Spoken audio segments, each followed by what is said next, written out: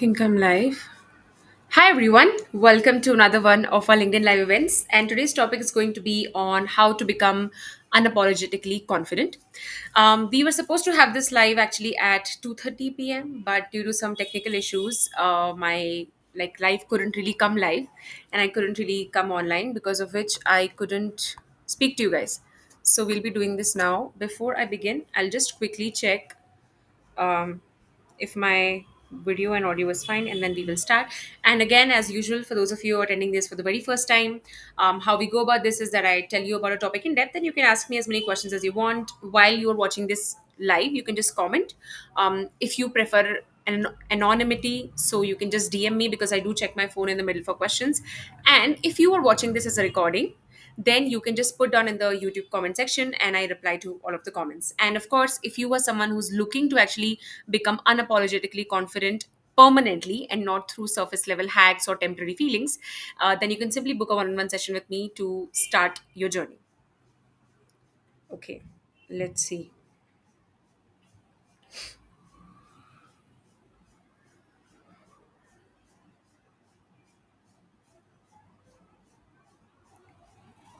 Okay, so I am live. All right, that's good. Let's start.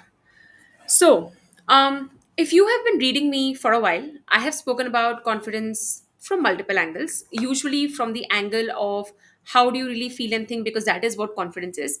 Usually, we have a very skewed understanding of confidence. Like, I have asked, and this is something I do as a part of my work also, what is the definition of confidence you have?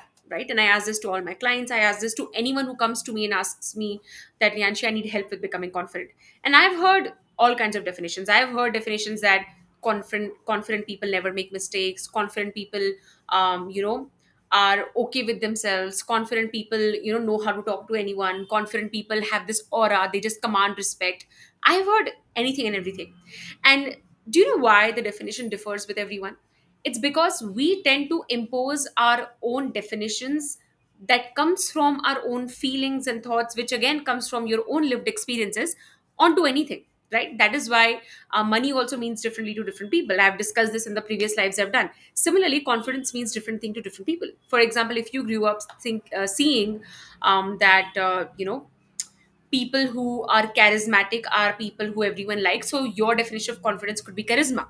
For someone else, it could be that confident people are just people who everyone agrees to because they find that that is what confidence is.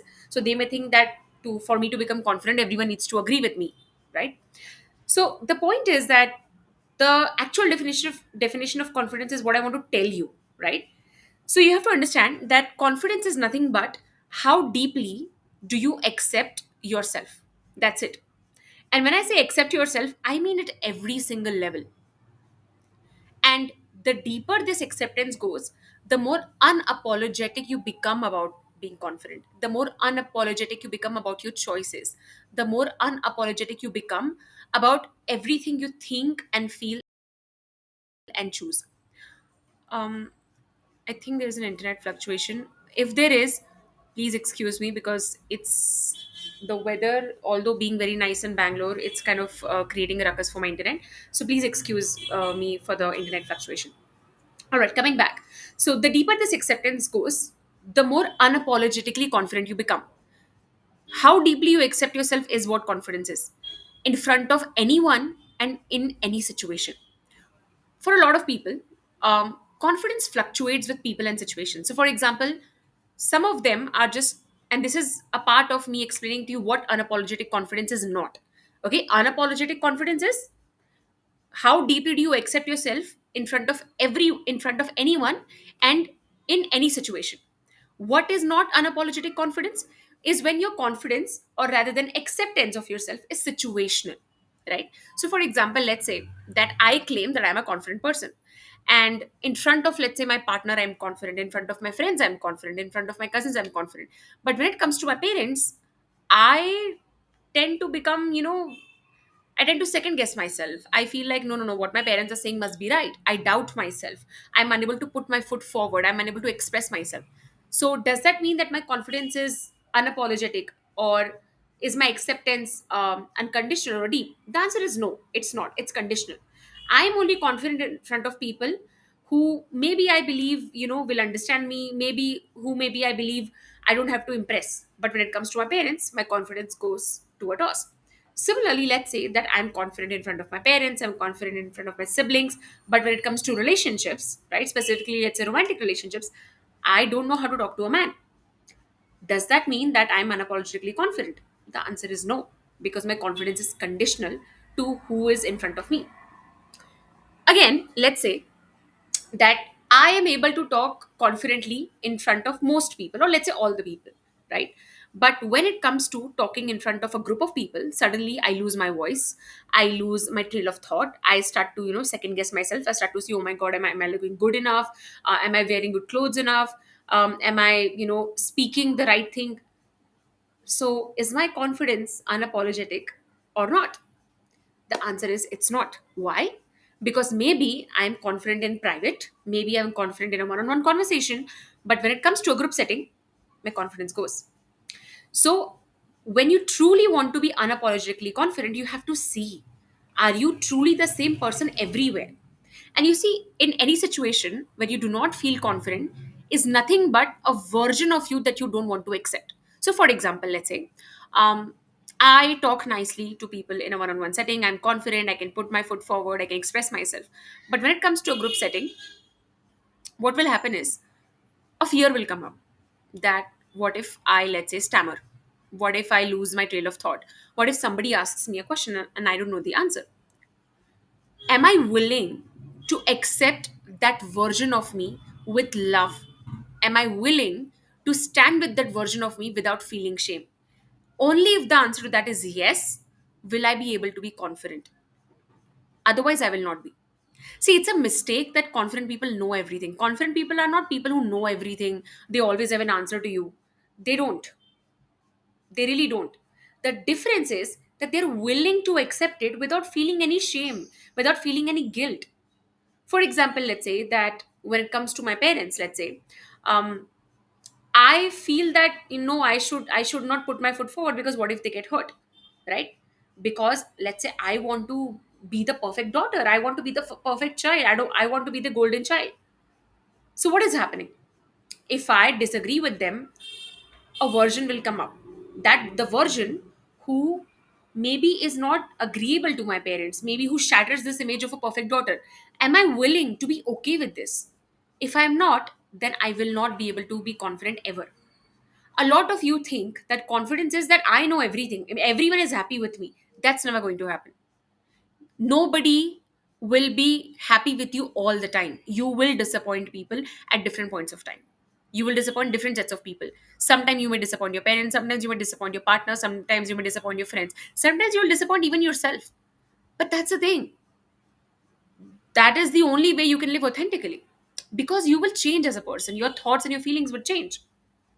So the point is about unapologetic confidence is, are you truly able to accept every version of yourself? For underconfident people, what tends to happen is that they only accept a part of themselves. They like themselves when they know all the answers, when they're able to, like, counter people, when they're able to be charismatic, when they're able to, command attention. And that is why they feel comfortable or confident in familiar situations, right? Obviously, if I'm in a familiar situation, people will come to me, people will talk to me, I will be able to answer them. But the moment somebody puts me in an unfamiliar situation, it's new. Sure, I can make a mistake, I can say the wrong thing. How do I feel about myself? That's the question. For underconfident people, their fear is they don't want to be wrong. Their fear is, what if people think I'm stupid? What if people think I don't know what I'm talking about? What if people are upset with me? What if people get disappointed? That's their fear. And that is where the confidence goes. Why? Because you're not willing to accept that version of yourself who may disappoint people, who may say the wrong answer, who may stammer. For example, I'm here in front of you right now, right? And I consider myself a confident person and an unapologetically confident person. Now let's say that I'm speaking to you about something and suddenly I lose my trail of thought, right? Now there are two versions of me. Okay, one version is the one who has conditional confidence, right? The one who wants to be right, the one who wants to have, let's say, all the right answers. And suddenly I lose my trail of thought, right? So that version of me will tell me, oh my God, how unprofessional of you, right? How can you do that? You went on live and you suddenly lost your trail of thoughts, right? So maybe what I would do is I would suddenly start stammering in front of you. I would end the live event. I would delete the event later on. I would not tell people about. I don't want people to see me losing my trail of thought. When that happens, what has happened is I've fueled my shame, and that instantly proves that no, I'm not a confident person. But then there is another part of me who's comfortable losing my trail of thought, who's comfortable stammering, who's comfortable internet going off, who's comfortable with anything because I'm willing to accept myself. But the moment something happens and I'm unwilling to accept myself because I want to, paint a picture, I want to show people I am this perfect person, then it means that no, I'm not confident. I'm painting an illusion. And that is where the problem is. Confident people are not right all the time. And you can take anyone's example in your life as well, someone you consider confident. They don't know all the answers, but they're okay with it. That's the thing. They're okay with not knowing everything. They're okay with being wrong. They're okay with making mistakes. They're okay with failing. And that is why the the roadblocks underconfident people have in their life, around fear of failure, around fear of what will people think of me, around people pleasing, confident people don't have that. And that is why they take more tries, they experiment more, and that is why they succeed more and also are happier in general, because there is no roadblock in their mind like that. Now, like, are there people who are just born confident? A very small population, yes, sure. I myself have struggled with confidence in the beginning, and that is why I understand this topic so deeply, because I've been there. And I used to think about every definition that you can think of confidence. And it's something I've spoken about, in the past as well, in one of my LinkedIn posts, that growing up I was bullied. When I was a child, I was bullied, and I was shamed, and I was told that I'm not, good enough. And all because I was a little chubby as a child, so I was bullied by some kids. And that took a big toll, on my confidence. That took a big toll on my body image. That took a big toll on everything, honestly. I started second guessing everything about myself. So I know very, very deeply what underconfidence feels like. And let me tell you, it is nothing but lack of acceptance. Anything you feel underconfident about is something that you don't want to accept about yourself. That's it. That's all there is to it. And how do you become confident? We're going to talk about it now. But understand that no, most people aren't really born out of their mother's womb being confident. Why? Because it takes a huge amount of healthy parenting and a huge amount of luck to not go through any trauma in life. And frankly, 99.99% people don't have that kind of life. We all have some kind of trauma, all of us. So we all have experienced lack of confidence or lack of self-worth somewhere.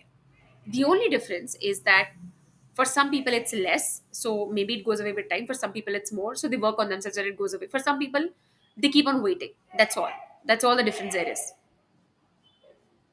Now, coming to what actually stops us from being confident, like what exactly stands in the way. So I'm going to be talking about a mix of things here, both the mental blocks as well as the deeper blocks. Again, some of them you will resonate with, some of them you may not. Maybe you resonate with all of them. The point is to not get intimidated. The point is to understand your problem so that you can figure out what is it that you need to work on, because confidence is not something you can hack. You can't stand in front of the mirror and say I'm confident every day, it will come. It doesn't work that way. You can't trick yourself. The only thing there is to recognize what is the reason I'm not confident, and to actually work on it.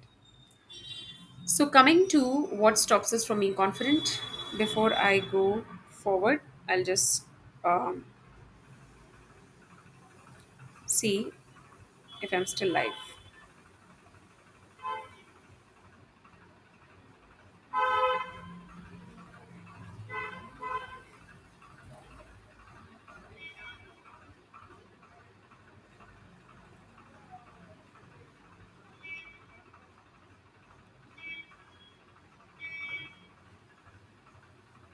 Okay, yes, I am. That's good. I was kind of scared that I'm gonna go offline, and because it has happened. So I'm always quite worried that it'll happen again. Okay. Now, the first thing that stops us from being confident is the have tos and shoulds that we have in life. So all the shoulds that you have in life, right? And again, a small exercise you can do. You can, like, if you're watching this as a recording, you can just pause the recording and take a couple of minutes and write down what are the top five shoulds and should nots I have in my life. Okay. Um, just give me a second.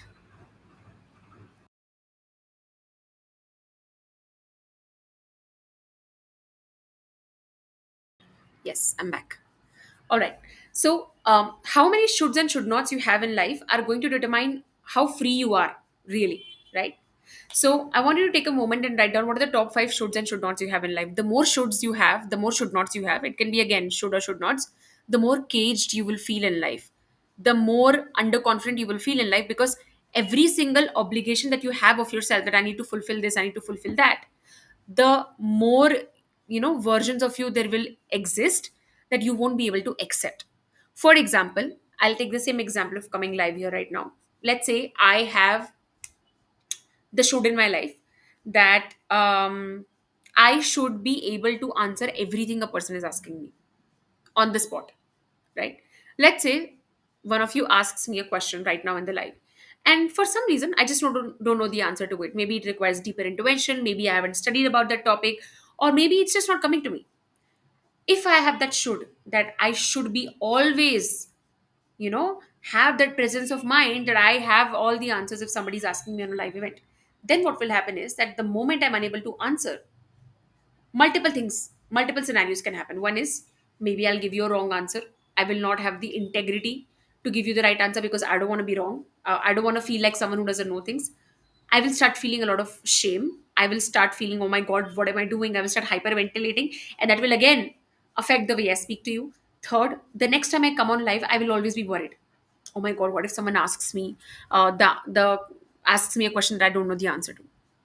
So what has that should done in my life? It has created a cage for me. It has stopped me from being me.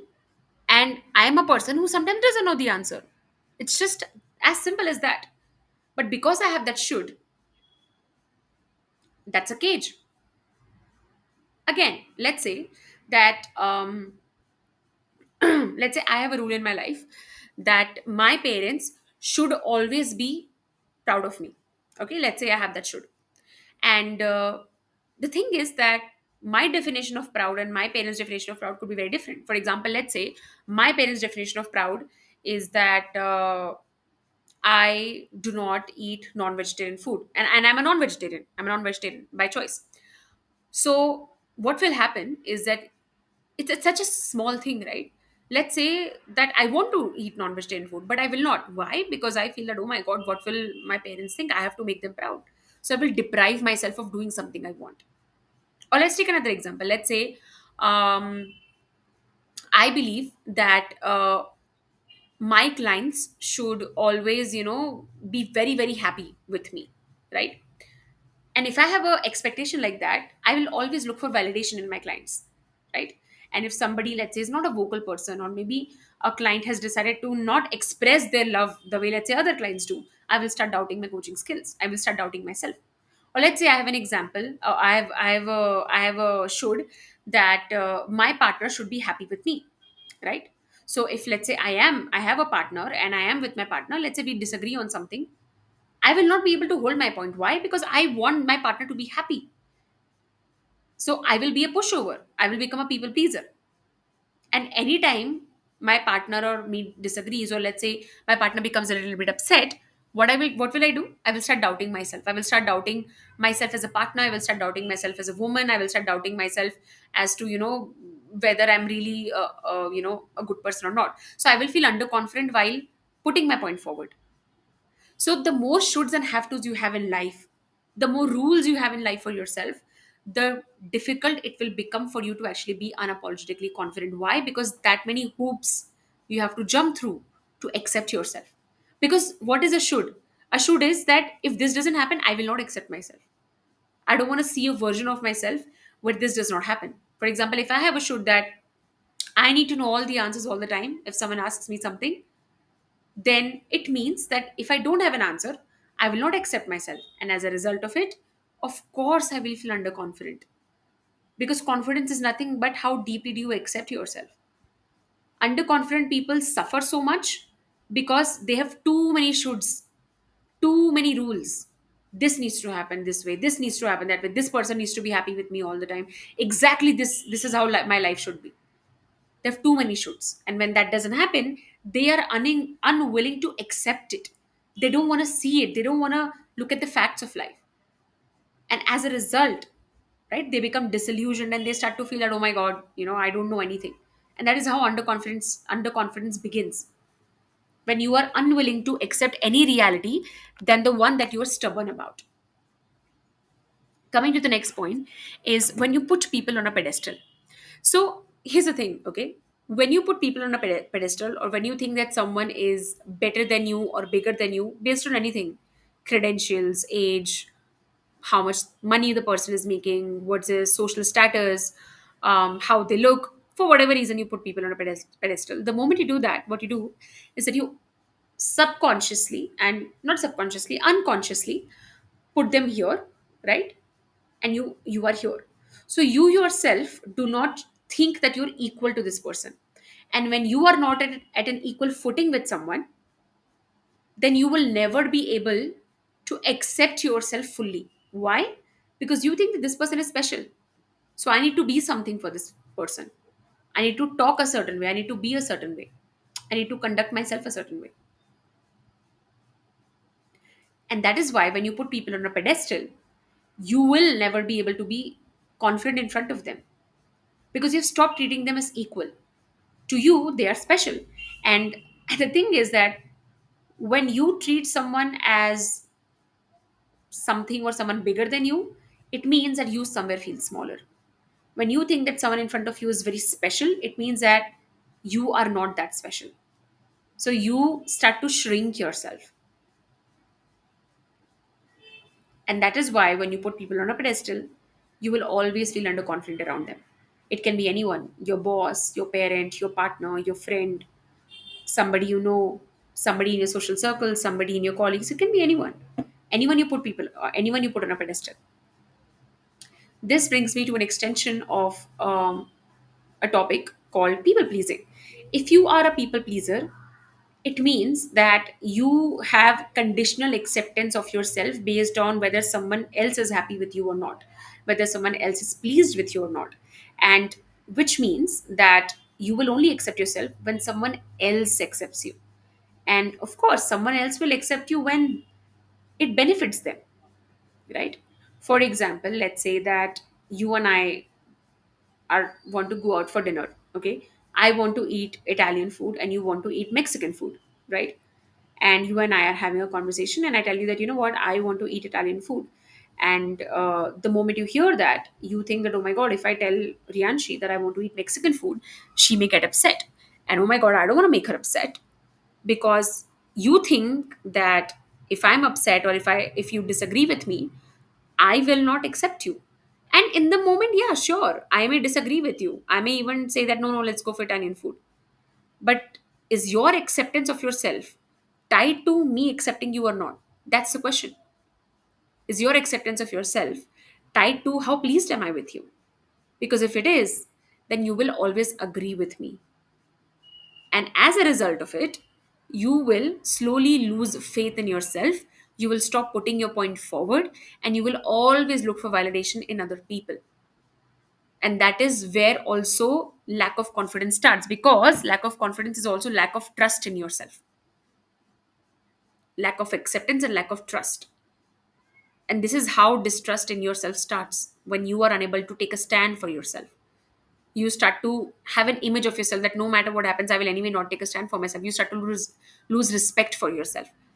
You don't believe in yourself because you know that you will fold. And why? Because you're a people pleaser. And again, there is a whole live event I've created on overcoming people pleasing and overcoming people pleasing trauma, and what are the reasons you may have it. You can watch it on my YouTube. It's available for free. It's a lovely live event that I did on people pleasing trauma. So if you believe that people pleasing is one of the reasons why you feel underconfident in life, go watch that. Then the next part is when you have a transactional relationship with yourself, right? So when you have a transactional relationship with yourself, which means that you only like, love, accept yourself, or trust yourself when you are doing something that you believe um, makes you look a certain way. And this means that, for example, let's say that I only feel confident if I'm making money. I only feel confident when I'm looking good. I only feel confident when people are praising me. And when they are not, I don't feel confident about myself. When I'm not making money, I don't feel confident about myself.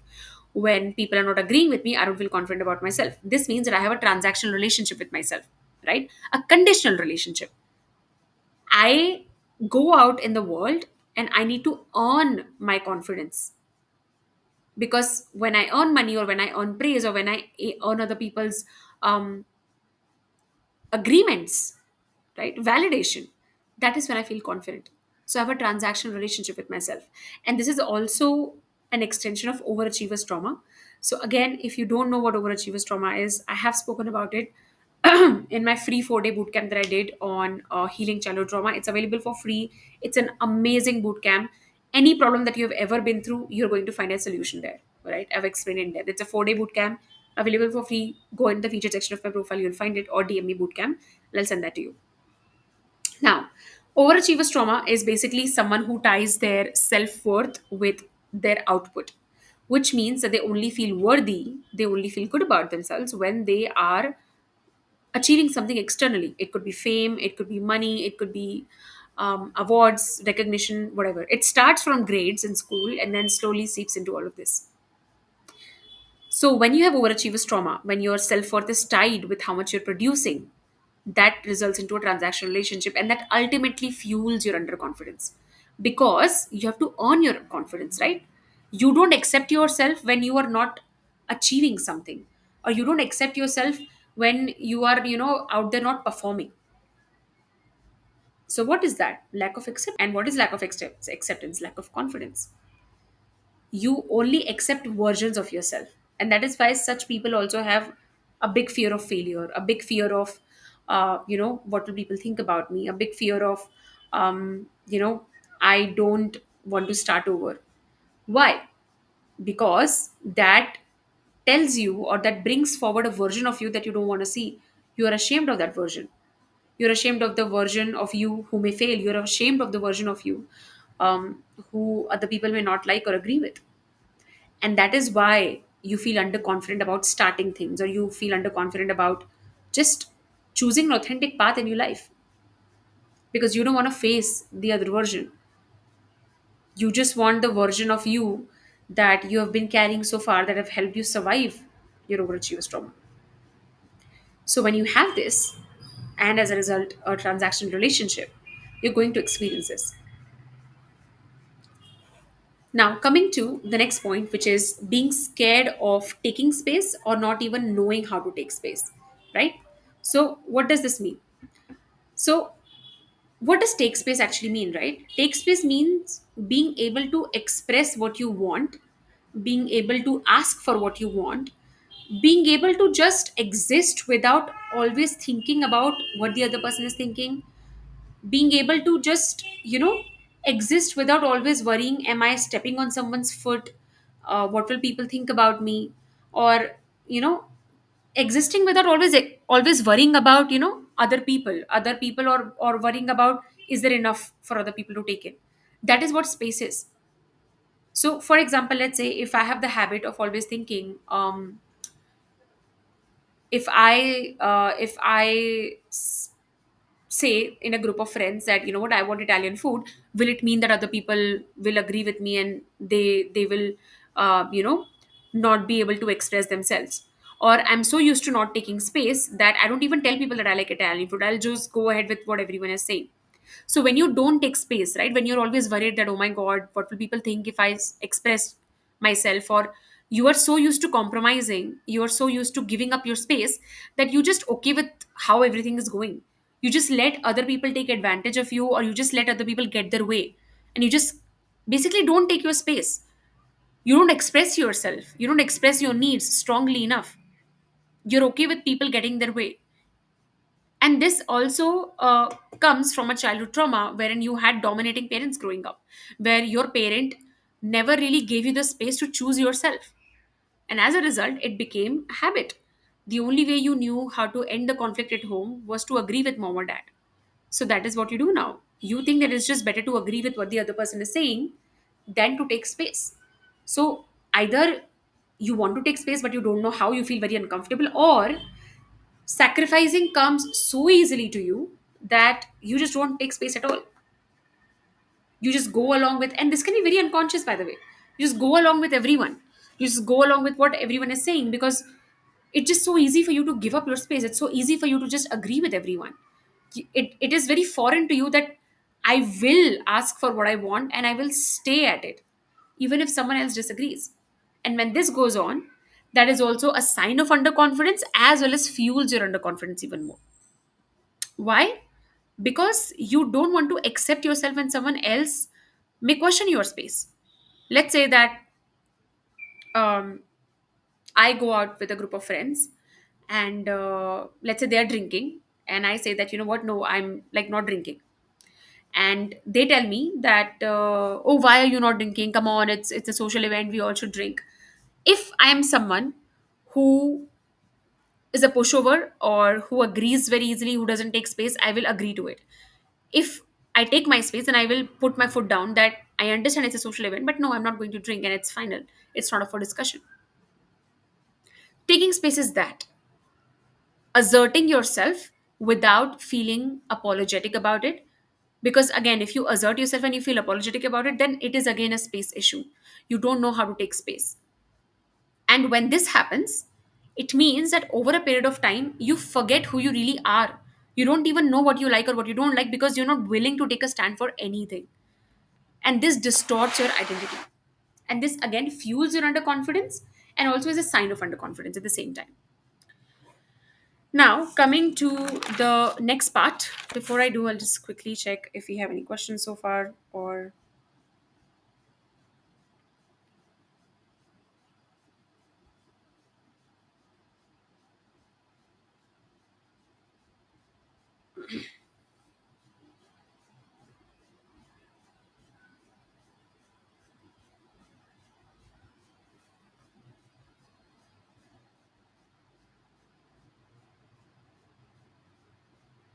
Okay, so somebody has asked me about the boot camp. As you can see, this blue line, you can just DM me boot camp and I will send the link to you, or you can just find it in the featured section of my profile. You will find it, you will find everything there. Okay, I don't think we have any questions so far, so I hope it's going well. Coming to the next point, which is consistent self doubt, right? So, when you're consistently doubting yourself, what you're consistently telling yourself is that my choices are not right. My choices are not perfect. My choices are, let's say, not very popular with other people, or people may not appreciate my choices. Basically, you're always doubting yourself. When you're doubting yourself, you're essentially telling that I don't want to accept you. For example, let's say that I go out with my colleagues, and my colleagues are discussing something work related, and they all agree with something, and I do not. Okay. And if I'm someone who's confident, I will express myself. I'm okay if everyone disagrees with me. I'm really okay with it. But if I'm not, I will scrutinize myself. I will think that, no, no, no, why do you want to have a different opinion? No, maybe you are wrong. If everybody's saying some one thing and you are saying another thing, you must be wrong only. Or if, let's say, I do express myself and everybody disagrees, I will start feeling, oh my god, I'm a small person, I made a mistake, I never should have expressed myself, or how unprofessional of me, and things like that. I am not willing to take a stand for myself. Or similarly, let's say that I want to, let's say, put an idea out there to my boss, and I'm constantly overthinking. Is it right? Is it not right? Is it professional for me to do that? Is it real? Will it really land well? I have a lot of self doubt. Why? Because there's a part of me that doesn't want to be wrong. There's a part of me that wants to appear a certain way. Why? Because again, that will make me feel ashamed, that will make me feel small. That also fuels your underconfidence over a period of time when you're consistently doubting yourself. And let me tell you a fun thing, by the way. How much faith people have in you, how much they trust you, and how much they like being around you is a direct relationship and is a direct reflection of how much faith you have in yourself. Do you know why confident people are charismatic and why they attract so much attention, or why people want to be around them? Because they don't get phased. They're not afraid of being wrong.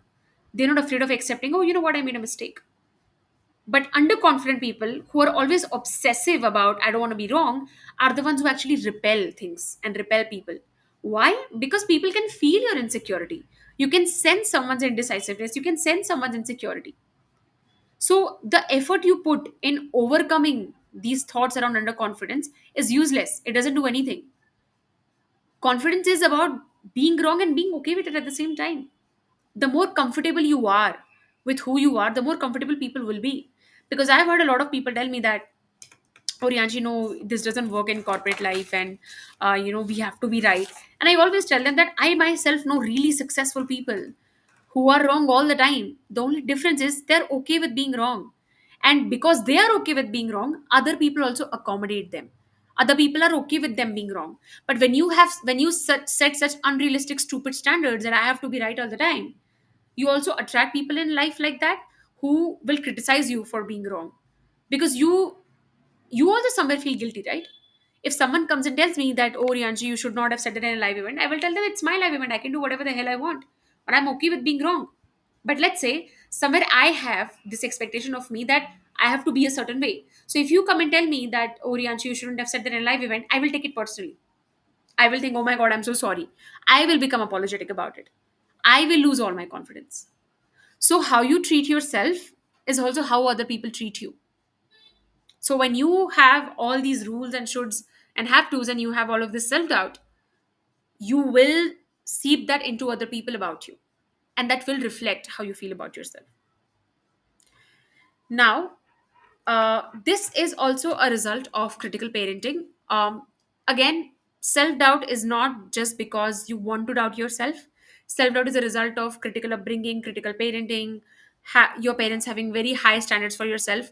If you want to read about this, I have done a live event on this also, overcoming self doubt. Again, just go to my YouTube and you can find it. It's available there. And it's again a lovely live event, and you will find in great depth, if you are experiencing this, how you can overcome it. Now, let's come to how to actually embody unapologetic confidence, right?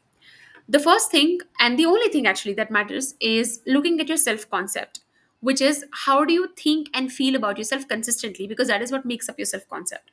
So, for example, let's say 60% of the time I am confident, but 40% of the time I'm always doubting myself. So, my self concept is a mix of it. Neither am I fully confident nor am I fully underconfident. Let's say 70% of the time I'm overthinking and I'm doubting myself, and 30% of the time I'm not, which means that my self-concept tilts more towards being underconfident. Your self-concept is a mix of multiple things. So a few things that you can consider, and again you can write that down, you can, if you have a notebook, is the answer to the question or the prompt that I'm giving you is, when do I feel underconfident the most? Or when do I abandon myself easily? It could be anything. When I'm wrong, when I'm in front of my parents, when I'm in front of my boss, when I'm in a difficult situation, when I'm in a group setting. When do I feel underconfident the most? At least write 4 to 5 things, 4 to 5 situations. Similarly, the next prompt is, what situations have made it difficult for me to feel underconfident? This is an extension of the first point, but a little bit more in detail. What situations in the past have made it feel very difficult for me to be confident? Was it in the middle of a conflict? Was it when I was angry? Was it when I was unprepared? Was it in front of someone? What was it? The next prompt is, what people have made me feel underconfident about myself? Again, it could be anyone, right? Now, what the answers of these questions are going to give to you is a mix of things. It's going to tell you the situations that make you feel underconfident, the people that make you feel underconfident, and the kind of things that consistently happen, right, that make you feel underconfident. So, for example, let's say you have a habit of feeling underconfident in a group setting. Maybe you have a habit of feeling underconfident in front of a very specific colleague. Maybe you have a habit of feeling underconfident in front of your in laws. What this gives you is a very clear, concise path that this is the relationship or this is the situation you need to start working on with your coach. Now, coming to the next point or the next question, what is a consistent thought that you keep on getting that keeps you underconfident? So, what you can do is, I want you to think of the last time you felt very underconfident, and I want you to tell me what are the top three thoughts that you got. It could be anything.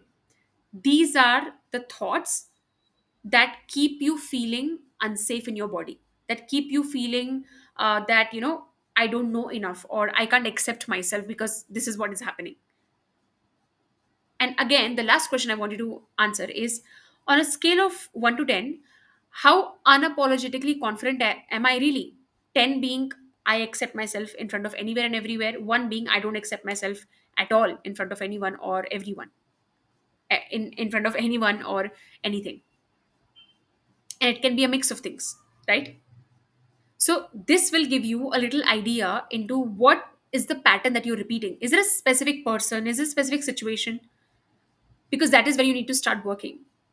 And how do you actually work on it? So let me tell you, confidence is never really an issue. Okay. The problem is that you don't accept yourself, right? You don't trust yourself. Lack of trust and lack of acceptance is what leads to underconfidence. And why do you not accept and trust yourself? Because somebody taught you not to do that. So here's the thing, okay? How deeply you accept yourself and how deeply you trust yourself comes from your parents. How your childhood was kind of creates a blueprint of the world for you. Whatever your parents did not accept you for, you will not accept yourself for. Whatever your parents, whenever your parents made you feel unsafe about something, you will also feel that way now. So, for example, let's say growing up, um, anytime you stammered in front of a relative, your parents criticized you. So now you feel very scared about stammering. You feel very scared about going blank in a social setting.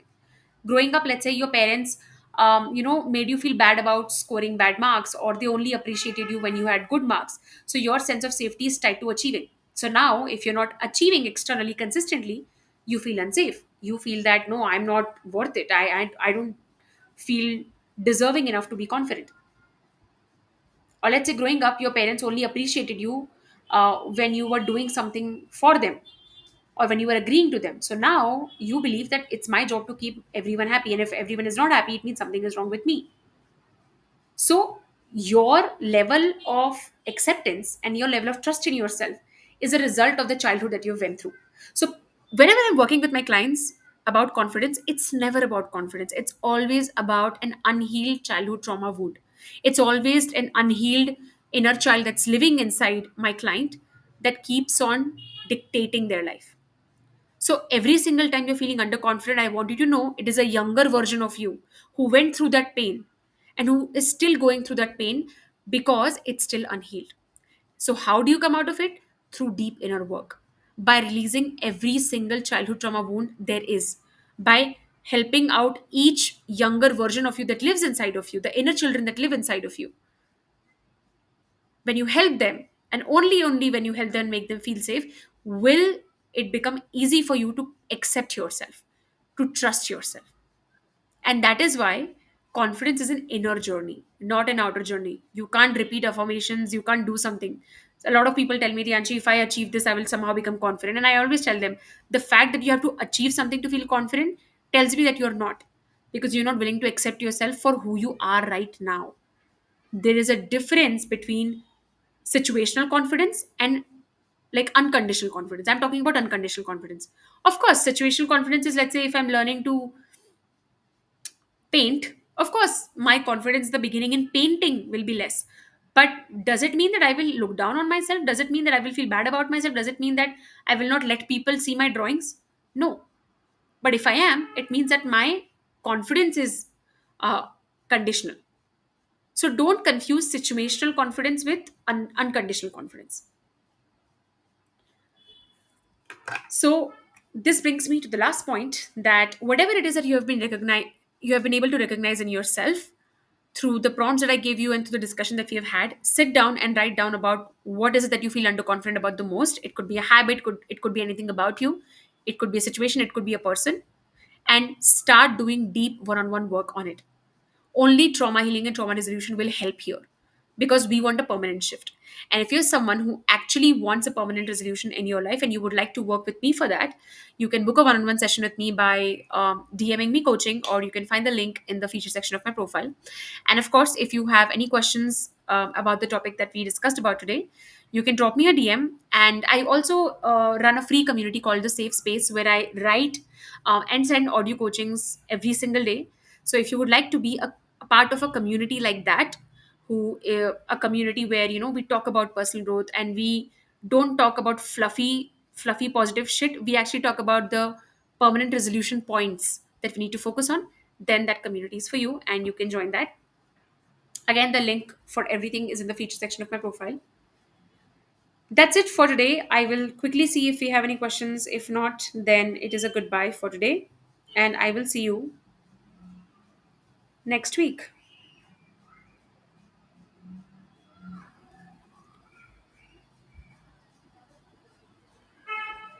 Okay. I don't see any questions so far. If anything comes on later, then I will probably reply it in the comment section itself as I've done in the past. Thank you so much for joining, everyone. And I hope that you got the insights that you needed to help yourself and to start your journey. Please understand that building confidence is an inward journey, not an outward journey. You do not need to achieve something or do something to feel good about yourself. What you do need to do, what you really need to do, is to develop a deeper relationship with yourself. You don't need anyone's permission to feel good about yourself, right? The fact that you exist, the fact that you're alive is enough. Yeah. All right, thank you so much for joining and I will see you next week. Bye bye.